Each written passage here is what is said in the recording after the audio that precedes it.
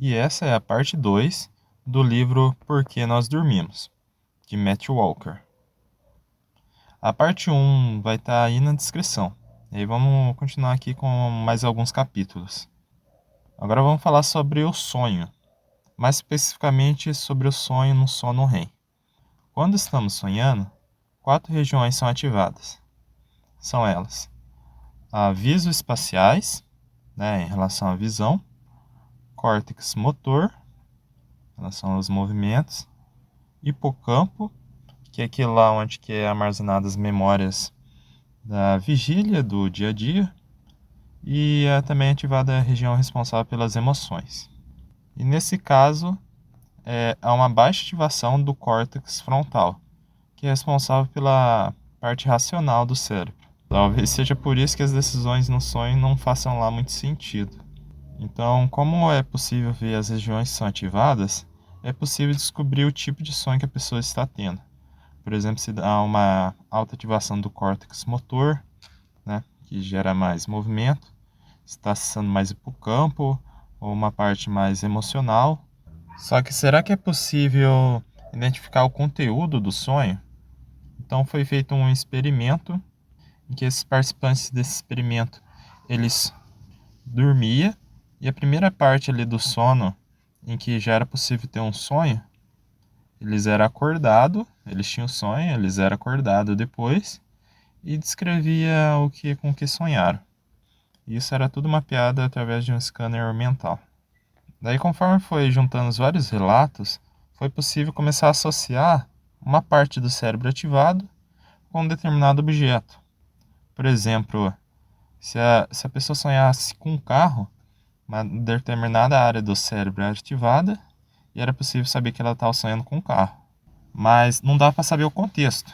A pessoa poderia estar sonhando com um carro, com a mulher com a faca, mas não poderia saber o que estaria relacionado, nem o tipo de carro, nem que tipo de mulher que era, se era a irmã dele, a mãe dele ou outra pessoa. Para quem tem curiosidade de saber, o tipo de scanner usado foi o scanner MRI.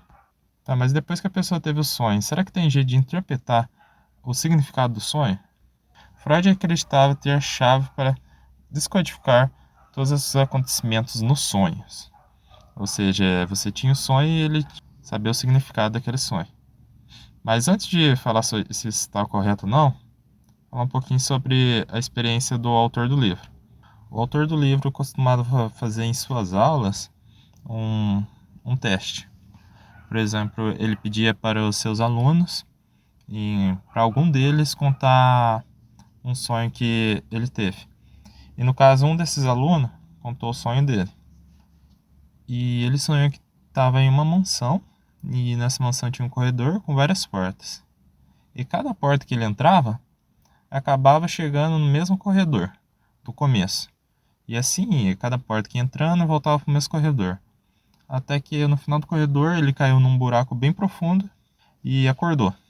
E aí o significado desse sonho seria o seguinte: era em relação ao tempo, que ele não tem tempo de fazer o que realmente importa em sua vida. E o aluno concordou que fazia sentido, essa interpretação do sonho. Só que para todo tipo de sonho que os alunos dele falavam, ele falava a mesma interpretação, ou seja, não tinha nada a ver. Tanto é que essa aqui que eu passei, esse sonho aqui, nem é o sonho que ele descreve no livro. Então, falta comprovação científica, né? Não dá para, através da ciência, afirmar que os sonhos têm uma interpretação. E lembra que eu tinha falado que o sono REM, que também tem um sonho, ele é responsável por salvar as memórias do dia. Então, será que o sonho tem a ver com o que aconteceu com o dia? Foi feito um experimento também, só que descobriu que a maioria das vezes não tem uma relação dos acontecimentos do dia com o que a pessoa sonhou. Mas que de 30 a 50% do sonho estão ligados à emoção predominante durante a vigília. Por exemplo, se é uma pessoa mais ansiosa, provavelmente vai ter um sonho relacionado mais à ansiedade, né? Mas nesse sentido, entendeu? Aí mais pra frente no livro vai falar um pouco sobre o sonho lúcido. O sonho lúcido é quando você consegue controlar o sonho. E é bem interessante também. Esse capítulo 9 foi mais curto e o 10 também vai ser. Tá? O sonho ele é um epifenômeno. O que isso quer dizer? Que o sonho é uma consequência dos processos que o cérebro faz e acaba gerando o sonho. Só que o sonho ele tem um benefício assim que pode ser usado como uma terapia. Sono onírico funciona como terapia.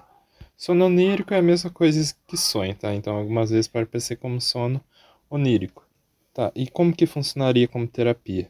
Por exemplo, se a pessoa passou por alguma situação difícil, alguma situação traumatizante, por exemplo, a pessoa ela acabou de passar por um divórcio, por uma separação, ou aconteceu algum acidente, e aí quando a pessoa for dormir, ela vai reviver isso no sonho, só que no sonho é a eliminação da noradrenalina. É uma substância responsável pela ansiedade. E quando ela é liberada no cérebro, você não sente o peso da gravidade daquela situação. Situações difíceis, passadas na vigília, são revividas no sonho, só que sem o estresse de quando estava acordado. Aí você acaba lembrando dessas memórias ruins e marcantes, só que sem a carga emocional do dia, o que ajuda você a se recuperar dessa situação a longo prazo. Ainda sobre a terapia, a cientista Cat Wright, eu não sou lá muito bom no inglês, então não sei se eu pronunciei certo. Bom, mas enfim, ela fez um teste com pessoas que passaram por traumas. Foi descoberto que as pessoas que tiveram trauma e sonharam com esse trauma tiveram uma melhor recuperação. Já as outras pessoas que sonharam, mas tiveram sonhos que não tinham lá muito a ver com o trauma delas, não tiveram uma recuperação total assim do trauma. Elas reviviam quando eles lembravam do trauma, aí elas tinham uma carga emocional bem parecida com o que aqui elas tiveram no dia. Tem as pessoas com transtorno pós-traumático, a abreviação TEPT, né? E esses pacientes com TEPTs têm a maior concentração de noradrenalina durante o sonho. Então, conforme vai passando o tempo, o cérebro ele tenta resolver esse trauma.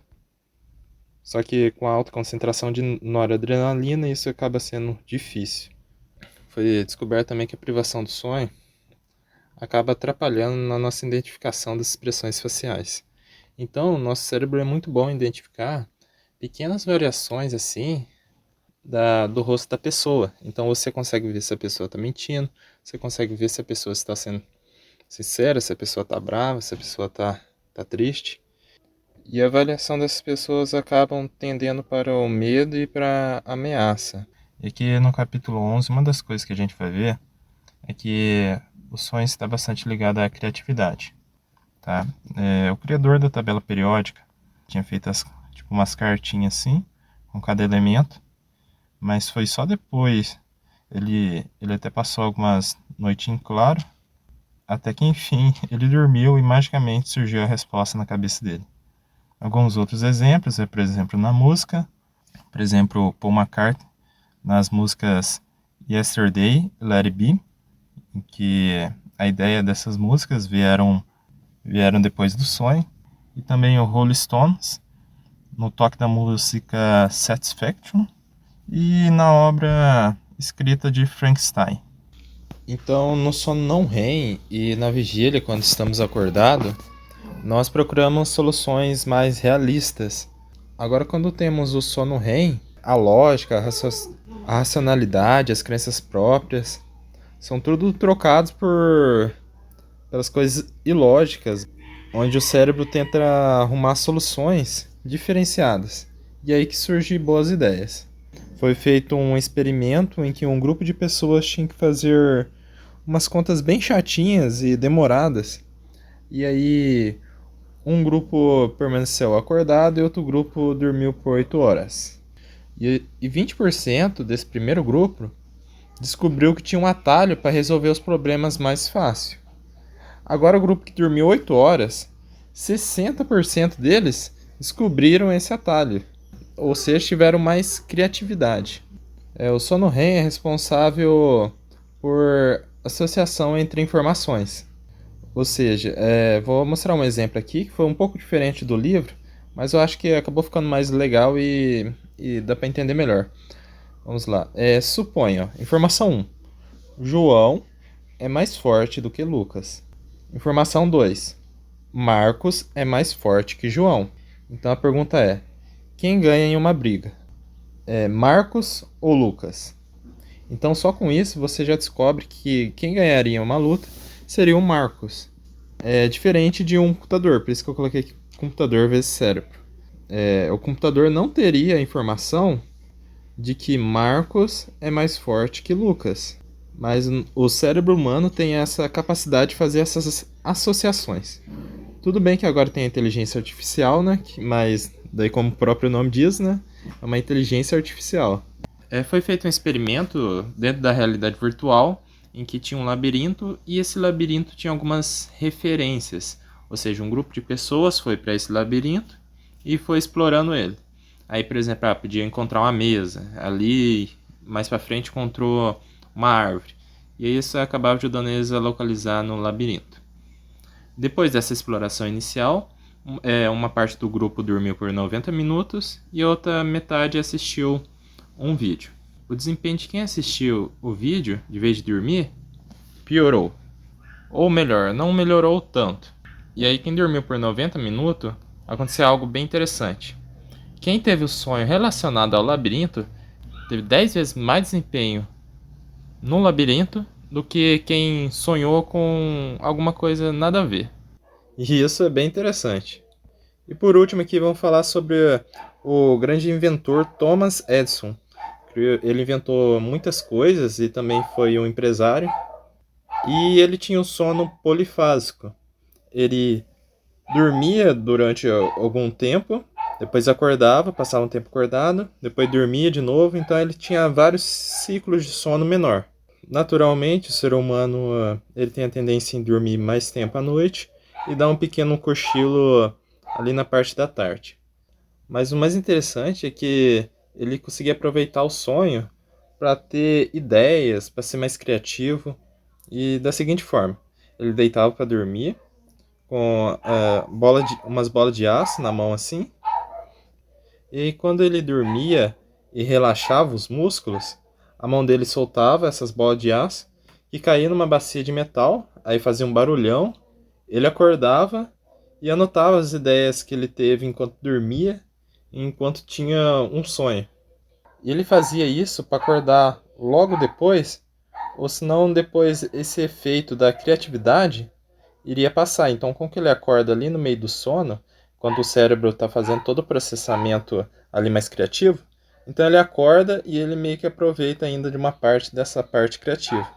Além de lembrar melhor dos sonhos logo após acordar. Porque se ele tivesse uma noite inteira de sono, ou um ciclo inteiro de sono, ele poderia esquecer o sonho. Bom, já que estamos falando de sonho e sono, não tem jeito de deixar de fora o assunto sonho lúcido. Bom, o sonho lúcido é quando você sabe que está sonhando e você também consegue controlar o sonho. Isso foi comprovado cientificamente. Eles colocaram aquele scanner MRI, que consegue ver qual parte está sendo ativada do cérebro. Tem um vídeo bem completinho falando sobre isso, do canal Experiência Flamino. Ele fez um vídeo de mais de 1 hora explicando como que funciona o sonho lúcido e como você consegue ter um sonho lúcido, já que é algo que tem jeito de você praticar para conseguir. Olha lá, hein? Pra que você vai querer esse sonho lúcido, hein? Vamos pro capítulo 12 aqui. Há um monte de transtornos do sono, centenas. Aqui no livro o autor falou de 4 desses transtornos do sonho. Um deles é o sonambulismo, aquele lá, a maioria das pessoas conhece, né? Que a pessoa está dormindo e ela levanta e age como se estivesse acordado, mas na verdade a pessoa está dormindo. E o interessante é que isso acontece durante o sono não REM, né? Então a gente imagina que isso esteja acontecendo num sonho, a pessoa está sonhando ali que está fazendo uma ação, mas não é assim. Afinal, no sono REM, a pessoa não consegue se mover, né? Então acontece durante o sono não REM, ali no estágio entre a vigília e o sono. Tá? São mais comuns em crianças, então a pessoa pode ter mais casos quando é criança, e aí quando cresce não acontece mais, mas também pode acontecer com adultos. Geralmente são coisas simples, por exemplo, a pessoa levanta, vai no banheiro, a pessoa levanta, faz alguma ação que ela já faz durante o dia mesmo, mas pode acontecer coisas mais perigosas, que nem o caso desse carinha aqui, Kenneth Parkers. É um caso que aconteceu lá em 1900 e pouco, e esse rapaz aqui de 23 anos, ele dirigiu por 22 quilômetros, ele pegou o carro, descalço mesmo, ele dirigiu por 22 quilômetros até a casa da sogra, ele pegou uma faca e matou a sogra e estrangulou o sogro até quase matá-lo. Aí depois ele pegou o carro, foi indo embora até que nesse meio do caminho ele acordou, ele viu que a mão dele estava ensanguentada e tal, e foi até a polícia. É claro que depois foi bem difícil, né, de explicar que ele estava tendo um caso de sonambulismo, mas isso acabou sendo comprovado depois e tal. Como eu falei, geralmente não é tão grave e há tratamento. Outro transtorno também é a insônia. Tá? Diferente da privação de sono, que você tá com sono, mas você quer ficar acordado, né, para fazer alguma coisa. A insônia é diferente. Você quer dormir, você tenta dormir, mas não consegue. Pode ter dois tipos de insônia. A que você demora para começar a dormir, você deita ali a cabeça no travesseiro e demora muito para conseguir dormir. Ou até não dorme, né? Levanta e vai fazer outra coisa. E tem a que acorda no meio da noite. Ou acorda cedo demais também, não consegue dormir. Pode ser os dois juntos também. Tá? E tem insônia paradoxal. O que é isso? É aquela pessoa que acha que está com insônia, só que o que ela tem realmente não é insônia. Isso é um caso, por exemplo, de hipocondríaco. É um transtorno assim que a pessoa acha que está doente. Aí quando acontece uma vez, um episódio isolado, é insônia. Mas quando acontece com frequência por vários meses, aí já é uma insônia crônica. Aí sim que é interessante tomar mais cuidado. Tá? Algumas coisas podem causar insônia, tem um fator genético, e a chance de passar assim para o filho e para a filha, de pai para filho, é de 28% a 45%. Outras coisas influenciam mais. Por exemplo, a idade avançada, né? Que, como eu já tinha comentado antes, né, as pessoas idosas sentem mais dificuldade para dormir, dormem menos. O consumo de tabaco, álcool e cafeína. Luzes intensas, né? Hoje em dia é muito comum, né? Tanto a luz da lâmpada como a luz do celular e TV, né? O que atrapalha, lembra lá do ciclo circadiano? Então atrapalha essa identificação do ciclo circadiano, para o corpo começar a se preparar para dormir. E mais uma outra coisa que é bem comum também para causar insônia são as preocupações, medos e ansiedades frequentes. Muitas vezes quando a pessoa vai dormir, ela deita a cabeça no travesseiro e ela começa a pensar nos seus problemas, começa a pensar nas coisas que tem que resolver amanhã, no que aconteceu no dia. E, bom, esse não é o melhor momento para se ficar pensando nisso, né? E nem no chuveiro também, que gasta muita energia. Quando você fica preocupado, você ativa o sistema simpático. Então, de vez de você começar a relaxar, o seu cérebro fica em alerta, o que atrapalha a você iniciar o ciclo ali do sono. Tá? E mesmo que você consiga dormir, o sono acaba sendo prejudicado. E o sono REM, ele é prejudicado aqueles momentos em que a pessoa acorda, sabe? Então, interrompendo aí o ciclo de sono.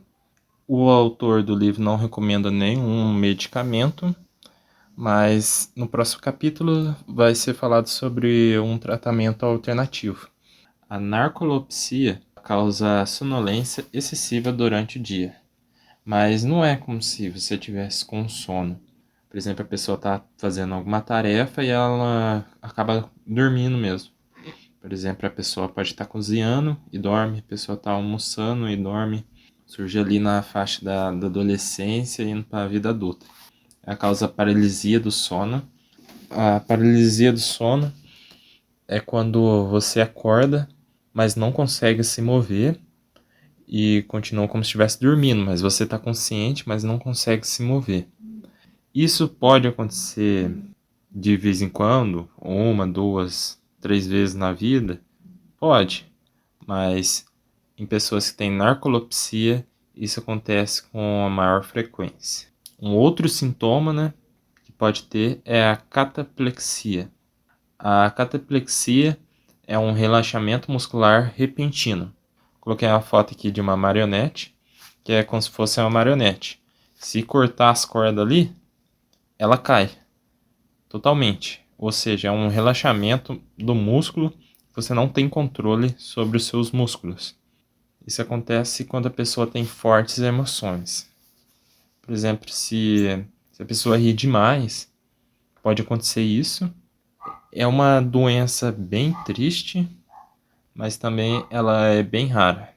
Acontece em uma pessoa a cada 2.000 pessoas. Insônia familiar fatal. Ao mesmo tempo que essa doença tem um nome reconfortante, também tem um nome bem assustador. Vou te contar agora a história de um homem que teve essa doença. Ele era professor lá na Califórnia, chamado Michael Cocker. Aconteceu que em uma semana ele começou a não dormir bem. Ele começou a ter insônia. Ele achou que era por causa do ronco da esposa. A esposa foi dormir até em outro cômodo, mas nada mudou, só piorava.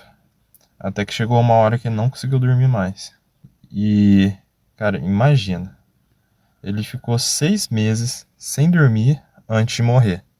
Sim, ele morreu porque não dormiu mais. Só que ele tinha muito sono. Ele tinha sono, mas não conseguia dormir. Cara, é até difícil de imaginar o quão ruim isso é, entendeu? Pode sobreviver com essa doença, pode sobreviver no máximo 10 meses, né? Que foi o recorde até agora. E isso acontece por causa da proteína chamada prions. Eu tenho prions, você tem prions, e prions é uma proteína que tem no cérebro que é uma proteína normal. Ela tem as suas funções. Como proteínas, elas vão se multiplicando, só que pode acontecer de alguma proteína não se duplicar da forma certa. E aí, geralmente elas são eliminadas. Mas pode acontecer de alguma não ser eliminada, ela ser transformada e começar a transformar outras proteínas prions em outras proteínas defeituosas e começar a atacar o tálamo. Então, sem o tálamo funcionando direito, é como se tivesse uma lâmpada funcionando apenas no ligado, que não desligasse. E é uma doença hereditária.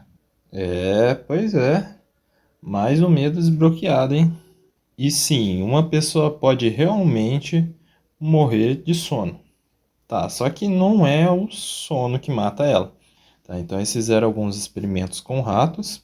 E nesse experimento os ratos geralmente morriam depois de 15 dias. E o que acontecia com esses ratos? Havia uma queda da temperatura do corpo, pois o sono ajuda, né, a regular a temperatura do corpo. E aí, como caía a temperatura do corpo, o corpo não pode deixar ter uma queda da temperatura. Então, o corpo acabava gastando mais calorias para se aquecer.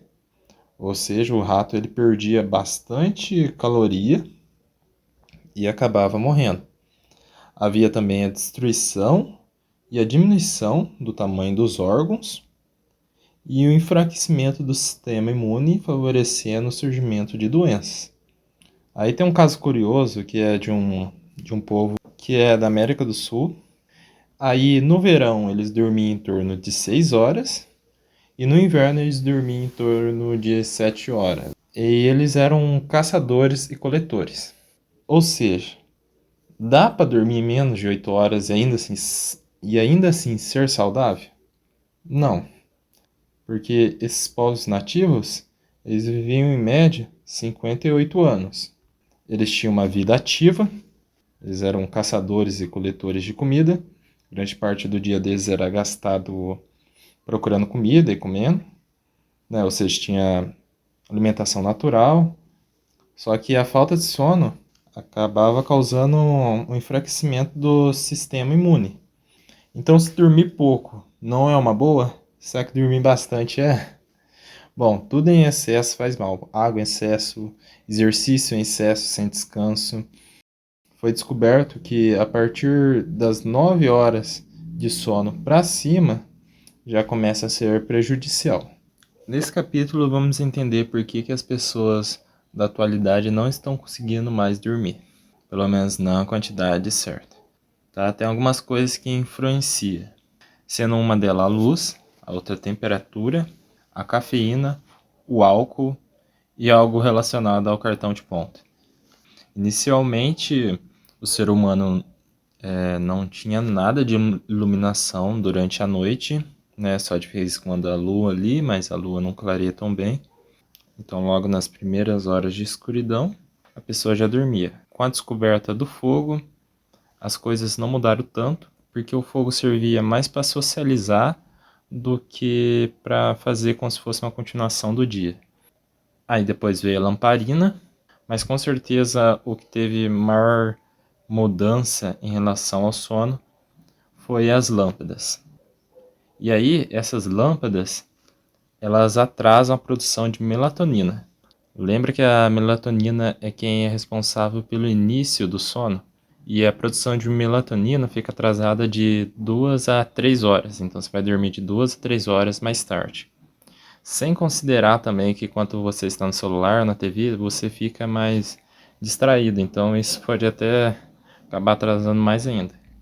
Tá? E qualquer lâmpada, mesmo que mais fraquinha, atrapalha a produção de melatonina. Tá? E sendo as lâmpadas de LED as piores. Então tem a lâmpada incandescente, que tem aquela luz mais avermelhada e mais amarelada. Ela já é ruim, o ideal seria ficar no escuro, mas a luz de LED é pior ainda, porque ela tem a chamada luz azul. Mas você pode falar assim, ah não, mas eu à noite geralmente, antes de eu dormir assim, eu fico no escuro, tal, assistindo TV, mexendo no celular. Bom, o celular e a TV também tem luz de LED. Então, o álcool inicialmente ele te deixa mais alegre, mais alerta ali e também mais corajoso, vamos dizer assim. Mas depois de um tempo ele funciona como um sedativo. Então você pode falar assim, ah, então é bom, né? Você acaba dormindo, você meio que apaga, né? Só que ele atrapalha o sono. Isso porque ele fragmenta o sono, que é aquilo lá de você acordar no meio da noite, e também impede o sono REM. Quando você tem muito sono REM reprimido, causa alguns problemas. Durante o dia você pode ter alucinações, e uma das outras coisas que pode acontecer também é atrapalhar na fixação do aprendizado. Por exemplo, foi feito até um experimento e 50% do que as pessoas tinham aprendido, elas esqueceram, quando comparado às pessoas que não beberam nada e depois dormiram. E isso acontece também, mesmo depois de alguns dias que você aprendeu, seu cérebro ainda está fixando, e se você beber álcool vai atrapalhar essa fixação. Outra coisa também que está associada ao sono é a temperatura. Bom, quando você dorme, o seu corpo abaixa a sua temperatura corporal, no caso, em 1 grau Celsius. Lembra todo aquele processo lá da melatonina?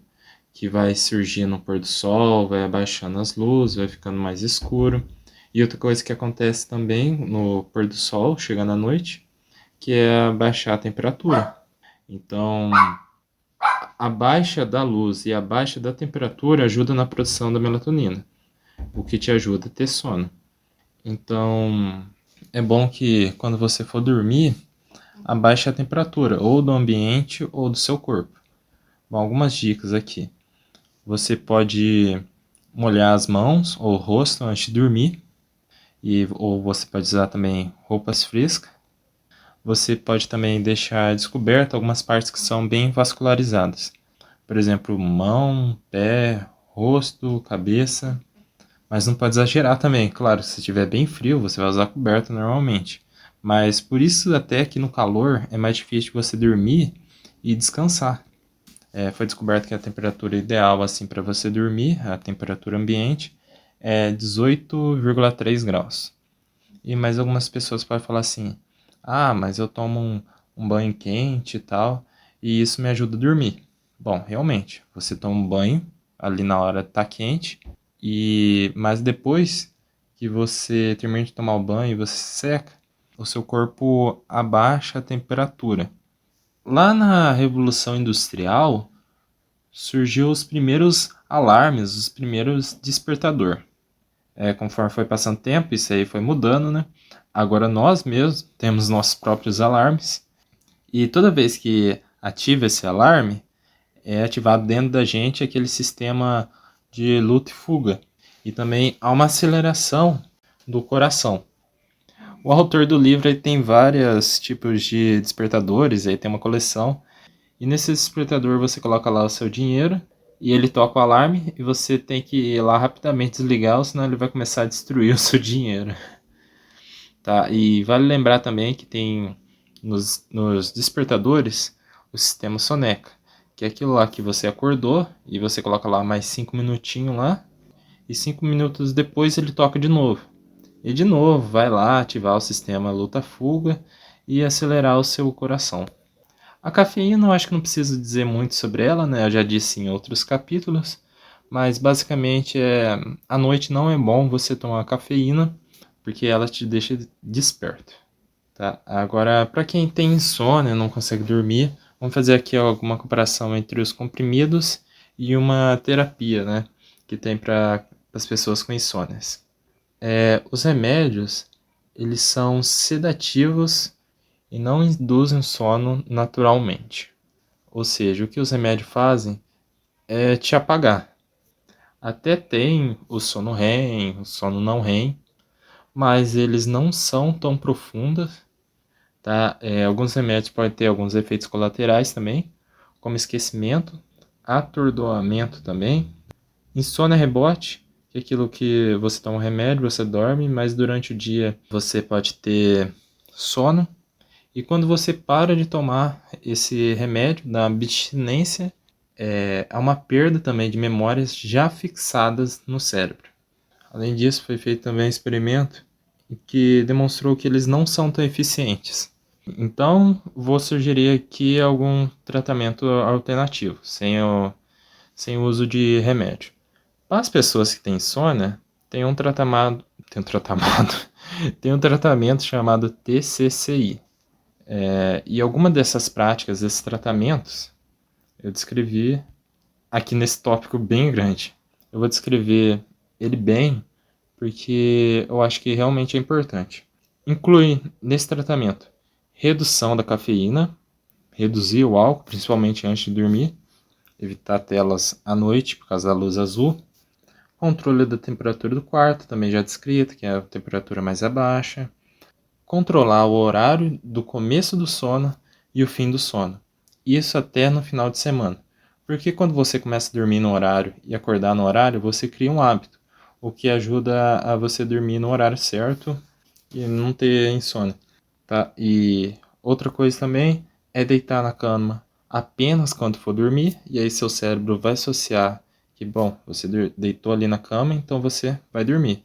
Porque você pode deitar na cama apenas para descansar ali, para mexer no celular. E aí quando você for deitar apenas quando for dormir, vai mandar uma mensagem clara para o seu cérebro. Evitar sonecas durante o dia, se tiver dificuldade para dormir. Faz bem você dormir um pouco à tarde. Só que se você já está tendo insônia, isso aí pode acabar diminuindo a pressão do sono, da adenosina, que eu já tinha comentado mais anteriormente. Tá? Porque quando você dorme, você diminui um pouco da pressão do sono. Remover pensamentos que provocam ansiedades e preocupações. Não pensar no que precisa fazer amanhã, tenta fazer isso antes, tá? Antes de você ir para a cama. E aí você vai acabar conseguindo dormir mais rápido. Também dá para remover o relógio do quarto, né? Porque se você está tentando dormir e você começa a ver as horas passando ali, você vai acabar ficando mais ansioso, que vai atrapalhar mais ainda a você dormir. E em alguns casos é interessante diminuir a quantidade de sono para você sentir mais sono no dia seguinte. Ou seja, você começa a dormir 6 horas durante um tempo e aí você vai começar a sentir mais sono. E aí você vai conseguir dormir melhor. Aí conforme você vai conseguindo dormir melhor, você vai aumentando esse tempo de sono. Isso é para você criar uma confiança. Porque se você já tem insônia há bastante tempo, você vai ficar, toda vez que for dormir, você vai ficar preocupado com a sua insônia, e isso sim vai causar insônia. Então, se você tiver com mais sono, você já vai dormir direto, mais rápido. E isso vai ajudar a você ter menos ansiedade, porque você vai estar mais confiante para dormir. Tem algumas coisas que você pode fazer para melhorar a qualidade do seu sono. Tá? São 12 sugestões criadas pelo Instituto Nacional de Saúde, mas vou resumir em uma só. Também foi apresentado no livro uma só, que é dormir e acordar no mesmo horário. Bom, sobre exercício físico. Fazer exercício físico melhora a qualidade do sono no longo prazo. A alimentação também influencia no sono, sabe, dependendo da quantidade de carboidrato e gordura. Mas a dica dá para você resumir em duas coisas, principalmente. Evite alimentos pesados antes de dormir, principalmente carboidratos, e também não durma com fome. E vamos agora para o penúltimo capítulo, falar sobre a relação do sono e o trabalho. Tem até algumas frases assim, trabalho enquanto eles dormem. No pensamento da maioria das pessoas, dormir é de certa forma, não vou dizer inútil, mas ficar dormindo demais, vamos dizer assim, é coisa de gente preguiçosa. Só que quando a pessoa dorme bem, a pessoa dorme com a quantidade certa, com uma boa qualidade, ela melhora bastante seu desempenho. Então, enquanto uma pessoa ela pode trabalhar bastante e acabar não dormindo tanto o suficiente, ela acha que está produzindo bastante, só que ela está produzindo menos do que ela produziria se ela tivesse mais descansada. Por exemplo, lá nos Estados Unidos, o sono com a quantidade inadequada resulta na perda estimada assim, de 411 bilhões de dólares por ano. Então, se as pessoas tivessem mais descansado, com um sono regulado, elas produziriam mais. E é claro, os Estados Unidos ele consegue muito dinheiro. Então, se for comparar com outros países, é menos. Então, fica na média assim, de 2% do PIB dos países. O PIB é o tanto que o país produz. Tá, mas por que dá essa redução então? Porque há uma menor produtividade, as pessoas acabam sendo mais lentas, elas tendem a evitar tarefas mais difíceis. Por exemplo, se você for pegar a mesma pessoa e se essa pessoa ela dormiu menos na noite passada, ela vai querer evitar tarefas difíceis ou tarefas cansativas. Elas são menos criativas, que o sono é bem importante para a criatividade. Os funcionários são menos éticos, são capazes mais de mentir, talvez de fazer alguma coisa que a empresa não goste, e também são mais impulsivos. Isso porque eles são menos lógicos e mais emocionais. E quando os líderes são privados de sono, acabam atrapalhando o desempenho geral ali dos funcionários. Então imagina um líder com sono, não vamos dizer assim com sono, mas com uma privação de sono, mesmo se o funcionário estiver mais descansado, reduz a produtividade por causa do líder, porque ele vai estar mais mal-humorado, ele fica também mais abusivo e também mais descontrolado. Agora vamos pegar como exemplo duas grandes empresas, a Nike e a Google. Eles permitem que o funcionário escolha seu próprio horário de trabalho e nessas empresas tem lugares para o funcionário tirar uma soneca. Ou seja, o funcionário ele vai poder escolher o horário que fica melhor para ele, porque, por exemplo, se o funcionário é acostumado a dormir mais tarde, não consegue dormir mais cedo, ele vai acabar dormindo mais tarde, acordando mais tarde. O que na prática, por exemplo, se ele trabalha 6, 7, 8 horas, vai continuar sendo 6, 7, 8 horas, só que com melhor produtividade. Bom, e provavelmente a soneca não conta como hora trabalhada. E na NASA foi descoberto há bastante tempo atrás que deixar o astronauta dormir por 25 minutos ajudava a melhorar o desempenho em 35% e esses astronautas também ficavam 50% mais alertas. Então, todos os funcionários, né, da NASA acabam tendo essa cultura da soneca. Afinal, a pessoa fica mais motivada, fica mais criativa. As escolas que têm aula de manhã, elas geralmente começam bem cedo, que causa um certo problema com o sono. Porque, como eu já tinha dito em outro capítulo, os adolescentes eles costumam dormir mais tarde. Tá? Então foi feito um experimento que não deixava as pessoas ter sono REM. Eles deixavam dormir, mas quando a pessoa começava a ter o sono REM, ela acordava a pessoa fazia algumas questões ali. Dessa forma, essas pessoas acabavam não tendo sono REM. Depois de um tempo, as pessoas começaram a ter alucinações e começaram a ficar paranoicas. Claro, esse é um caso extremo, mas mostra a importância do sono REM. O sono não REM e o sono REM, eles ficam se revezando. Mas nas últimas horas, ali nas últimas 1, 2 horas, tem mais a presença do sono REM. Se a pessoa dorme um certo horário e ela acorda mais cedo, ela acaba perdendo mais sono REM. Por causa disso, algumas escolas lá nos Estados Unidos sofreu algumas mudanças de horário. Por exemplo, tinha uma escola lá em Minnesota que mudou o horário de início das aulas de 7h25 para 8h30. Eles têm um teste lá nos Estados Unidos chamado SAT. E aí eles fizeram esse teste com um grupo de pessoas que tinha a aula 7h25 e o resultado delas para leitura foi de 605. Agora, quando mudou o horário para 8h30, que esses alunos tinham mais tempo de sono, eles melhoraram a pontuação para uma média de 761. Aconteceu a mesma coisa para matemática, de 683 para 739. Em uma outra escola, em Minnesota, o horário da escola era 7h30, eles passaram para 8 horas. E lá nos Estados Unidos, a maior causa de morte de adolescentes é por causa de acidentes de trânsito. E essa alteração de horário, naquele lugar, fez com que reduzisse em 60% o número de acidentes de trânsito entre jovens de 16 a 18 anos de idade. E os sintomas de uma pessoa que não está dormindo bem pode ser bem parecido com os sintomas do TDAH, o que faz com que muitas pessoas que não tenham TDAH acabem sendo diagnosticadas como TDAH. E são alguns desses sintomas da falta de sono, que também parece com de TDAH: falta de atenção, esquecimento e irritabilidade.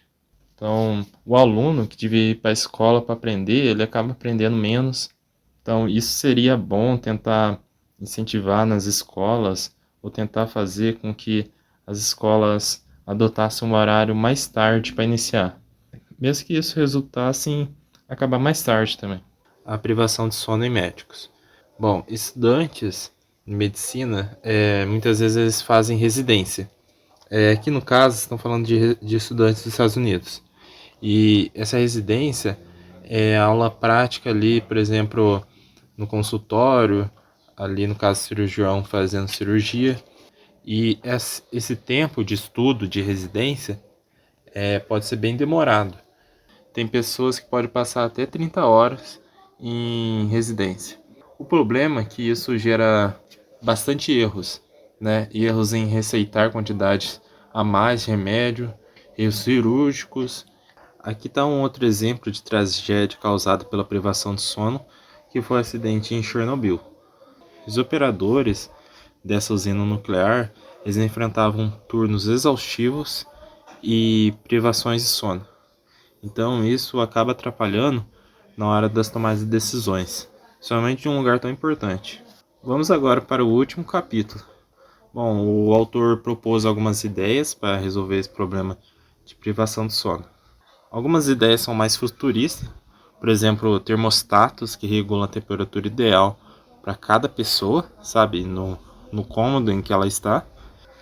Luzes que se regulam, diminuindo a luz azul ali pela noite, porque a luz azul diminui a melatonina, e aumentando essa luz azul durante o dia, para te manter mais desperto. Outra solução também é mais educação sobre o sono. Poucas pessoas conhecem a real importância do sono. Então, ensinar nas escolas a importância do sono seria muito bom para as crianças já aprender e essas crianças que futuramente vão ser pais passar para os seus filhos. Outra coisa que pode acontecer também nas educações das escolas é ter o horário de início das aulas mais tarde. Até porque crianças, principalmente adolescentes, tendem a dormir mais tarde e, consequentemente, acabando acordando mais tarde também. Em empresas, dá para bonificar os trabalhadores que dormem de 7 a 9 horas. Esse de 7 a 9 horas é o horário ideal de cada um. Por exemplo, se você está dormindo 7 horas e não se sente descansado na hora que acorda, o legal é dormir 8 horas. E aí você ir vendo qual que é o seu horário. Algumas pessoas tendem a dormir mais tarde e a ser mais produtivas mais para a noite. E outros tendem a ser mais produtivos mais cedo. Então, se as empresas ajustar os horários que as pessoas são mais produtivas, acaba sendo mais lucrativo para a empresa. Vai acabar trazendo um bom retorno ali para as empresas, porque os trabalhadores vão ser mais motivados e também mais descansados, o que vai acabar voltando dinheiro para a empresa mesmo. E uma coisa bem importante também é vencer o mau hábito de dormir tarde. Geralmente a gente tem um horário ali para acordar por causa da escola, por causa do trabalho, e geralmente é um horário mais cedo. Eu mesmo tenho esse mau hábito de dormir mais tarde e é bem difícil de largar esse mau hábito. Outra coisa que você pode fazer também é monitorar o seu sono. Porque se você vê se você está tendo um bom sono ou não, isso vai acabar te motivando a melhorar o seu sono. Esse relógio Garmin ele consegue monitorar o seu sono. Não é nenhuma propaganda, até porque esse relógio ele é bem caro. E, bom, ele consegue mostrar lá a quantidade de sono REM que você teve, quantidade de tempo, se você acordou no meio da noite. Algo para ajudar você a dormir no horário certo também é observar as melhorias no seu sono. Por exemplo, se você dorme, depois acorda, e sabe quando você acorda bem descansado? Isso é uma coisa muito boa, né? Então você pode começar a observar isso para melhorar o seu sono. Você também pode observar os riscos à saúde, né? No livro eu falei de vários riscos à saúde e ao aprendizado também, né? Então, se a coisa boa não te motivar, talvez a coisa ruim. E também no finalzinho desse capítulo, o autor fala de várias coisas que está ligada lá aquele assunto que eu já expliquei sobre a higiene do sono. Então eu deixei aqui uma frase que me marcou bastante nesse livro. Dormir é a forma mais eficiente que a natureza encontrou para evitar a morte. Porque ficar acordado não é benéfico para o corpo humano. E dormindo a gente consegue recuperar bem a saúde. E bom, embora eu tenha lido todo esse livro, que é um livro bem grande, eu ainda assim não estou conseguindo dormir essas 8 horas. Principalmente que agora está no verão e o verão é bem quente, eu não tenho ar-condicionado, nada. E aí fica mais difícil ainda de dormir. Então eu propus um desafio pessoal aqui, que durante esses 5 dias eu vou tentar dormir 8 horas, para relatar para vocês o que, se eu conseguir e se observei alguma melhora. Eu acabei deixando uma semana, né, 7 dias, e comecei a marcar quanto tempo que eu dormia. Eu queria dormir 8 horas, né, cada dia, mas é um pouco difícil isso. No primeiro dia eu dormi 7 horas e 35 minutos. Tá? E eu acordei uma vez para ir no banheiro. Geralmente essas idas ao banheiro é mais pro final do meu sono. Porque eu não moro sozinho, a pessoa que acorda antes de mim acaba me acordando. E aí eu acordo com vontade de ir no banheiro, acabo indo pro banheiro. Essas vezes que eu acordo, acaba atrapalhando no sono profundo. Aqui no segundo dia eu já consegui melhor, mas teve o mesmo problema ali do banheiro. 7 horas e 48 minutos. No terceiro dia aconteceu um negócio que eu acabei indo dormir mais tarde. E eu só dormi 6 horas e 25 minutos. E eu percebi que no dia seguinte eu me sentia mais cansado, com certeza eu queria dormir mais. Sabe aquele dia, nossa, que você levanta se arrastando? E me senti mais indisciplinado, principalmente ali no começo do dia, né? Dia 4, dormi 7 horas e 45 minutos. No dia 5, Eu dormi pouco também, 6 horas e 40 minutos. O mesmo problema de ir acordar no banheiro. Acordar no banheiro, não. No dia 6, né, como vocês devem imaginar aqui, ó, 9 horas e meia de sono, por causa que era final de semana. Final de semana você consegue dormir bem, e aí você vê que você tá precisando dormir.